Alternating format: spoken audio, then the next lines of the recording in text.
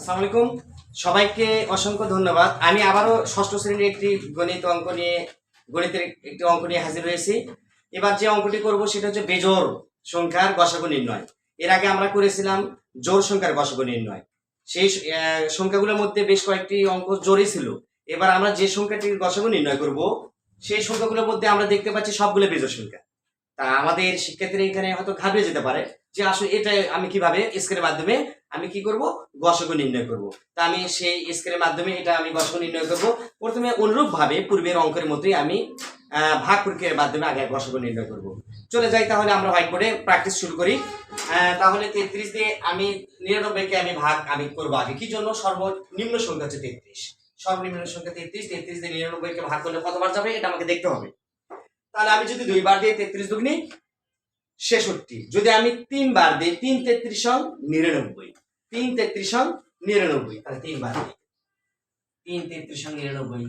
বাহ, প্রথমবারই মিলে গেল, প্রথমবারই মিলে গেছে, গুড। এবার আমরা কি করব? গসাগুর বেলায় উত্তর 3 না 33? 33 অবশ্যই।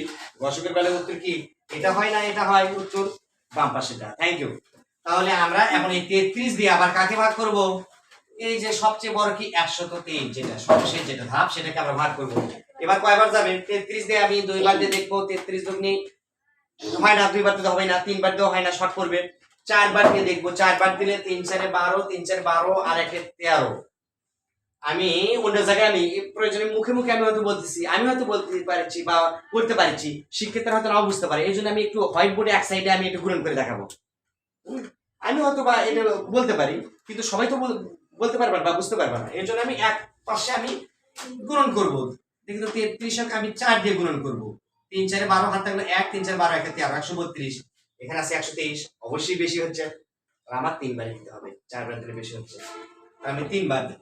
3 বার দিয়ে কত হয়েছে? উপরে কিন্তু আমরা 3 বার দিয়েছি, 3 বার দিয়ে 99 হয়েছে। 3 বার দিয়ে 99। 9 আছে 13 করতে, 9 4 13, 10।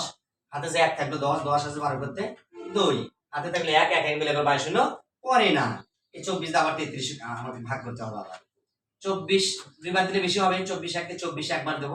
তাহলে 4 আছে 13 করতে 9, বাঁচলে 1, 3 হলো, 3 মিলে 22 হলো, পরে না আবার 24। এবার 3 আসে 3 নং 27, 3 বার দিলে বেশি হচ্ছে, তাহলে 2 বার। 9 দুগুণ 18, 8 আছে 14 করতে 6 9, একবার দেব। 2 বার দিলে বেশি হয়, 6 কে 6, 3 3 দিয়ে 6, 3 দুগুণ 6। বাহ, আমাদের অবশ্য এই 33 দিয়ে 123 ভাগ করার সময় একটু ধাপটা বেশি যাওয়া লাগছে। পক্ষান্তরে প্রথম যে আমরা ভাগটা করলাম তার মধ্যে কিন্তু এত ধাপ আমাদের অনুসরণ করা লাগেনি, একবারে মিলে গেছে।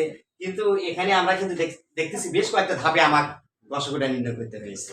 তবে মজা, যদি আমরা বুঝতে পারি আমাদের মজা, অত্যন্ত মজা, মজার একটি অঙ্ক।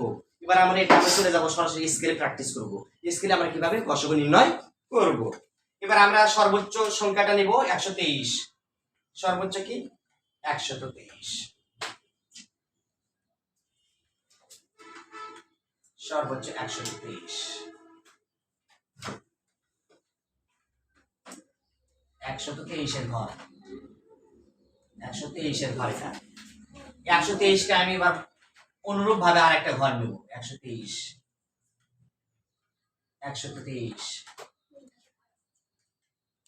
123 কে সমান 2 ভাগে কিন্তু ভাগ করা যায়নি, সমান 3 ভাগে ভাগ করা যায়। হ্যাঁ, সমান 3 ভাগে ভাগ করা গিয়েছে অবশ্য।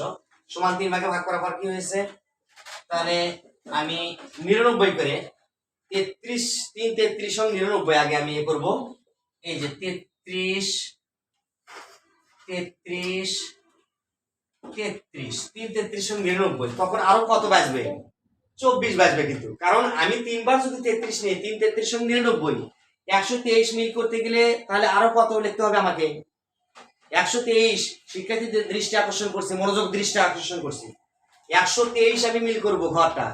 123 আমি কয়বার দিয়েছি? 123 কে কয়বার দিয়েছি? 33 3 বার দিয়েছি। 33 তার মানে আমার 3 বার লিখতে হবে। লেখার পর আমার 3 33 সঙ্গে 99, 99 আরো কত হলে আমার 123 হবে?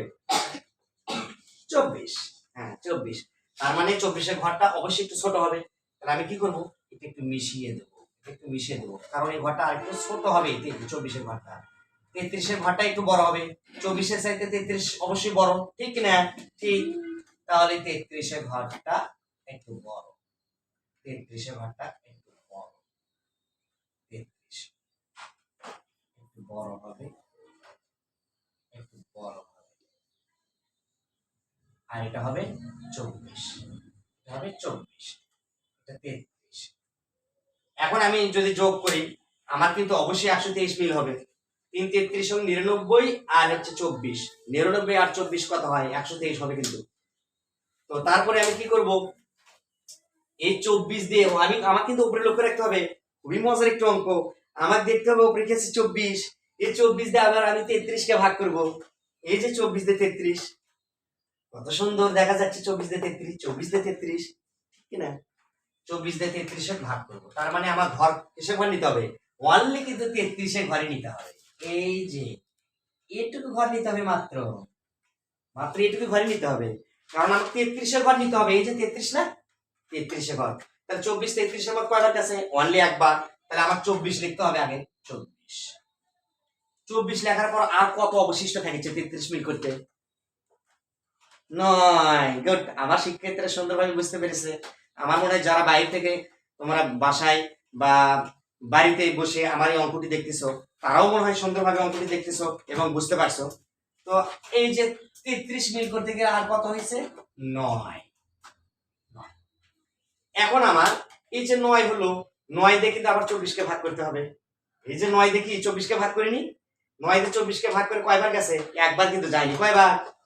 দুইবার। তার মানে আমার 24 এর ঘরটা আবার নিতে হবে। 24 এর ঘর নিয়ে কয়বার গিয়েছে? দুইবার। দুইবার মানে 12 আর 12 24, 12 12 24, 24 12 12 কত? 24।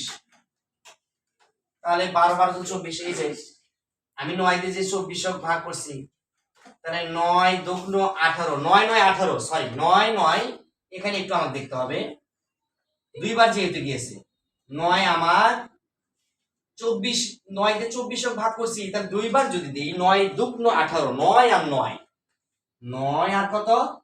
9 18, আর কত হলে বা 24 হবে? 9 9 18, 9 দুগুণ 18, তার আর কত হলে আমার 24 হবে? 6। 6 একটু ঘর একটু ছোট হবে, 6। হ্যাঁ, তাহলে এই 6 দিয়ে কিন্তু আমাকে 9 কে আবার ভাগ করতে হবে। এই যে 6 দিয়ে আমি 9 কে ভাগ করব, 6 কে 9 কে ভাগ করব, একবার গেছে। তার মানে আমার ঘর কিসে? 9 এর ঘর নিতে হবে, 9 এর ঘর নিতে হবে। 9 এর ঘর কয়বার গেছে? একবার। তাহলে একবার মানে 6 কে 6, 6 আর 3, 6 আর 3, এই 3 দিয়ে আবার কিন্তু আমাকে 6 ভাগ করতে হবে। 3 দিয়ে 6 ভাগ করলে কয়বার যাবে? এই যে 3 দিয়ে 6 ভাগ করলে কয়বার যাবে? 3 দুগুণ 6, দুইবার গেছে। তাহলে 3 আর 3, কত মজা! 3 আর 3 দুইবার গেল।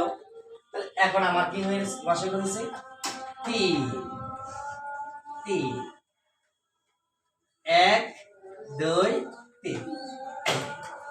কত সুন্দর! আমার এখান থেকে আমি অঙ্কটা স্কেলের মাধ্যমে করলাম। তো শিক্ষার্থী বন্ধুরা, সবাইকে অসংখ্য ধন্যবাদ। পরবর্তীতে আরো নতুন নতুন ভিডিও নিয়ে তোমাদের সামনে হাজির হবো। সেই পর্যন্ত সবাই ভালো থেকো, সুস্থ থাকো। সবাইকে আবারও ধন্যবাদ জানিয়ে আজকের ক্লাস সেখানেই শেষ করছি, সমাপ্ত ঘোষণা করছি। আল্লাহ হাফেজ।